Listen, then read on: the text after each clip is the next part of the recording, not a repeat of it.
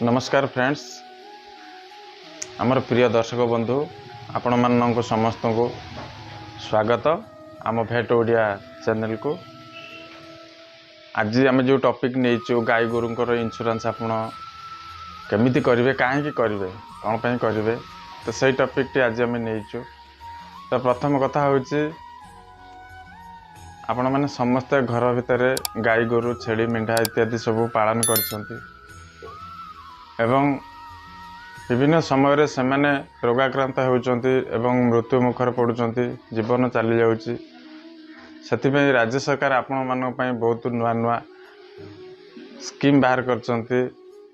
छेली गाई गोरु एमानकर जीवन को रक्षा करने इंश्योरेंस मध्य सरकार करुछंती, जा फल आपण मानकर गाई गोरुटी जितेबाला मृत्यु मुखर पड़ुची ताहले आपण तार रिकवरी बाबद किसी अर्थ आपण पाइबे, जहाँकि आपण पुणी आपणकर हरैथिबा पशुटी को आपण पुणी आउ गोटे पशु किणी तार स्थान को आपण पूरण करि परिबे एवं निजको दुख दुर्दशारू बंचई पारिबे।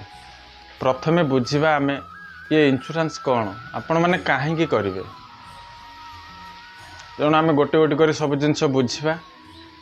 प्रथमे बुझिबा इंश्योरेंस कौन। इंश्योरेंस होउची आमे जमती मनुष्यर इंश्योरेंस करूचंती, आपनकर एक्सीडेंटल इंश्योरेंस हो किंबा लाइफ इंश्योरेंस हो, एमती विभिन्न प्रकार इंश्योरेंस आमे करूचंती। गाई गोरु मानकर मध्य सेमिति आपण इंश्योरेंस करिवे। इंश्योरेंस सिस्टम अनुसार 1 वर्ष पय आपण करि परिबे, गोटे गोरुर 3 वर्ष पय मध्य करि परिबे एवं से हिसाब रे आपण को किछटा देय प्रदान करिया पड़िबो। बीमा राशि जोटा कहा जाउची सेटा आपण को दबाउ पड़िबो। देले आपण गोटे वर्ष पय हो किंबा 3 वर्ष पय हो यार फायदा आपण उठाई पारिबे। तो से हिसाब रे सरकार आपण मानकर गाई गोरु मानक पय मध्य बहुत चिंताशील एवं यत्नवान अछंती एवं आपणकर पशुटीर इंश्योरेंस बाबद जहाँ किसी प्रीमियम रोची सरकार से 90% वहन करछंती एवं आपण को मात्र 10% बीमा राशि देय प्रदान करिया पड़ुची। तो से आम ओडिशा जेहेतु एक कृषि प्रधान राज्य अटे, से अधिकांश लोक गाई गोरु छेली मेंढा इत्यादि उपरे निर्भर करी बंची थांती। से सरकार मध्य ए दिग को प्राधान्य दउछंती एवं कृषक चाषी आमर जे अच्छंती से किपरि सबुबले भल रहिबे, सेमानकर पालन करथिबा गाई छेली मानकु किपरि सुस्थ रखिबे, से विभिन्न प्रकार विभिन्न योजना बहुत समय रे सरकार प्रणयन करिसंती एवं से योजना मध्य बहुत सक्सेस होउछि। तृणमूल स्तर रे कर्मचारी माने आपण मानक पई सबुबले सचेतन अछंती, आपण मानक पई सबुबले यत्नशील अछंती किपरि आपनकर गाई गोरु मानकु विभिन्न समय रे होतबा रोगरु रक्षा करिया पई विभिन्न टीका मध्य प्रयोग करछंती हमर जो माने डाक्टर माने अछंती। तो सेति पई आपण सबु परे भी गाई गोरु मानकर इंश्योरेंस करबा बहुत जरूरी अटे। इंश्योरेंस कले आपण माने निज गाई गोरु को मृत्युकालीन सहायता जो कहा जाउची मृत्युकालीन सहायता आपण पाई परिबे। किंतु कथा उठुची आपण इंश्योरेंस बाबद रे बहुत किछि जानिले हेले इंश्योरेंस करिवे केमि।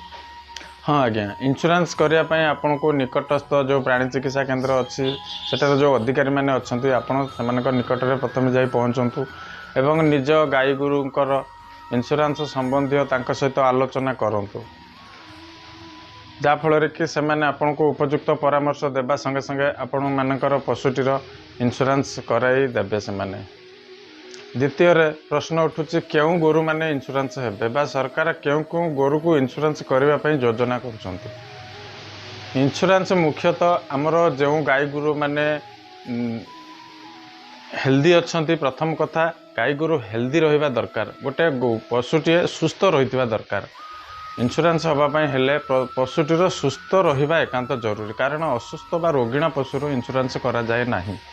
तेणु पशुटी प्रथमे हेल्दी रहितबा दरकार, पशुटीर स्वास्थ्य अवस्था ठीक रहितबा दरकार एवं द्वितीय पशुटीर मूल्य निर्धारण करिया पई पशुटी जहा धरनियंतु एग्जांपल आमे गोटे गाईर इंश्योरेंस करबा को जाउछु, गाईटी केते क्षीर दउछि, धरनिया जो गोटे गाई 10 लिटर क्षीर देउछि तो आम से हिसाब से प्रति लिटर पिछा कैलकुलेशन करुचु मूल्य 3000। जदि गाईटी 10 लिटर क्षीर दौची ताले तार इंश्योरेंस मूल्य आसीज 30,000 टंकार आम पशुटीर मूल्य निर्धारण कर तार इंश्योरेंस आम कर। तो यहीपरि हिसाब से पशुटीर मूल्य निर्धारण करा जाय थाए एवं सही हिसाब से तार जहाँ प्रीमियम राशि आसे आमको से अनुसार करने को पड़ी था। इंश्योरेंस मुख्य कतोटी दिग आम आलोचना करवा विशद भाव में। प्रथमटी हूँ आम जो गोरुर इंश्योरेंस कर से पशुटी हेल्दी रही दरकार। द्वितीय तांकर क्षीर देवार प्रोडक्शन बा क्षीर कैपेसिटी अनुसार पशुटीर मूल्य निर्धारण होता है।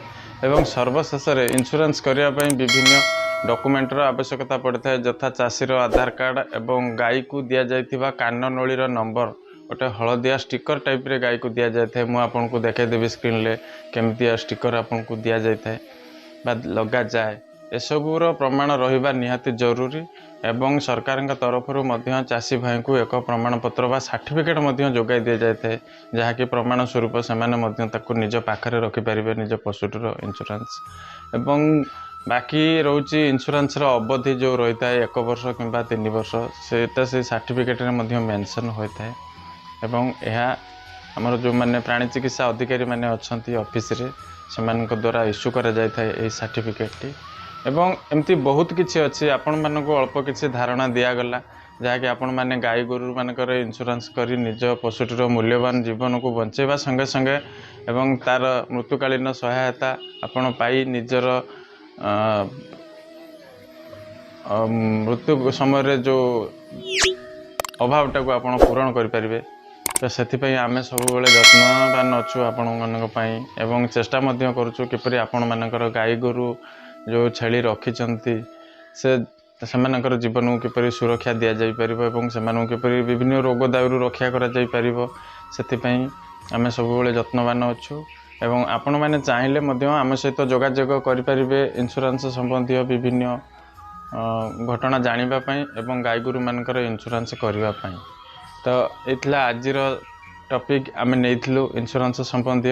जदि आपन को आम वीडियोटी भल लगी ताले आम चैनल को निश्चित भाव में सब्सक्राइब करूँ एवं वीडियोटी को शेयर करूँ लाइक करूँ जहाँकि वीडियोटी समस्त पाखे पहुँचले समस्ते विषय में अवगत हो पारे एवं घरे पालन करथिबा गृहपालित पशु मानकर जीवन बंचेबा संगे संगे निजे मध्य आर्थिक दृष्टिकोण स्ट्रॉंग हो पारे। तो यह ही आमर एकांत काम्य रोचे। नमस्कार।